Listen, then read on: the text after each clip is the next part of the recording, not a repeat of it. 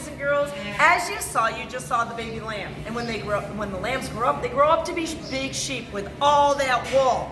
Man, they do not want that wool on them. They are so happy when they get a haircut, and that wool will give us, as a farmer, what we need in order to survive. But then again, you're gonna say, but why do farmers have goats? That's a great question. Outside of being totally awesome and like dogs, these are our goats. We have different types of goats. We have Alpine, we have Nubians, which I'll show you in a second, and Lamanjas. You can all tell different goats by their ears, which I will show you in just a little bit about how goats have different ears, and that's the way you can tell them apart. But you're like, well, why do farmers have goats?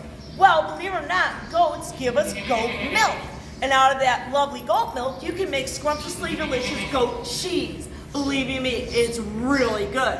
But there's something about goat milk that is awesome. When the mother over there produces the milk. Now, let's say that you cannot drink cow milk.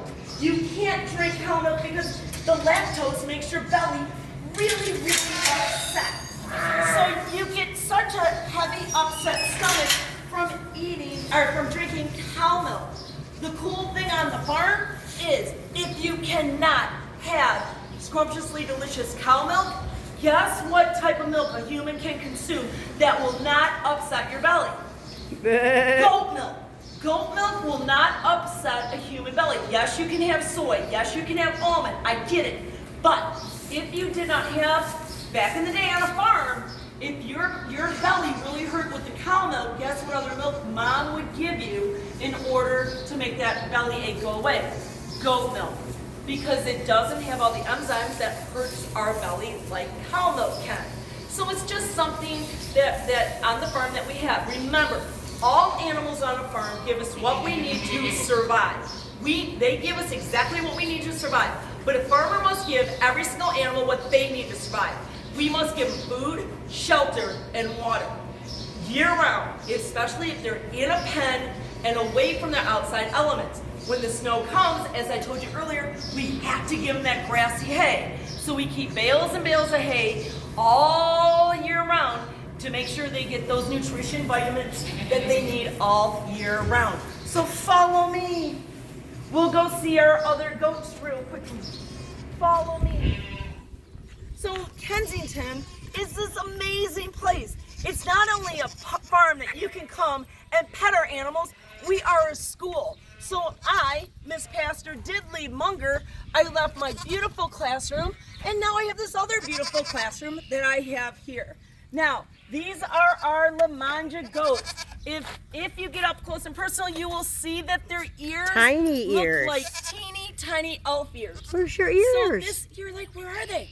This goat is called a Lamanja. It's a fun way to say it, Lamanja. But this is a Lamanja goat. And all the goats, like dogs, have different ears, or dogs have different type of, they might look different. Formation of the ears. Exactly.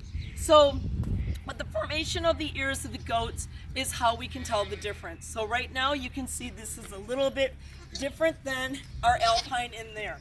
Follow me. Happily. Friends. Happily follow you anywhere. Oh, you're the bestest. Follow me. You might even see Farmer Katie on this tractor. Oh, who's calling? I think somebody thinks it's feeding time. Come meet our donkeys. Come on over here and meet our donkeys. This is Piccolo and Drifter. Piccolo and Drifter are miniature donkeys. Now you're gonna say, Farmer Karen, and they're adorable, but they're just waiting for food. Farmer Karen, why would a farmer want a donkey on the farm? What does a donkey give a farmer? Well, what our donkeys will give us, they have a special job. Piccolo right here has an extremely special job. What they do on the farm is, number one, they're everybody's best friend. That's why a farmer's gonna have a donkey. They can be everybody's best friend, a chicken, a duck, the pig. And right now, Farmer Katie's coming on that big tractor. She's just learning how to drive it, and we are so proud of her. So, but the donkey right there, what his job is to do on the farm, let's say a coyote or a coyote or a raccoon comes into the farm in the middle of the night, that coyote and raccoon are looking at that chicken, and that chicken is right there, and that coyote wants to eat that chicken.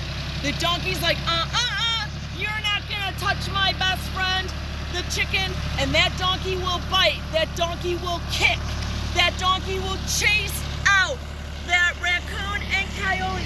It will absolutely chase them out.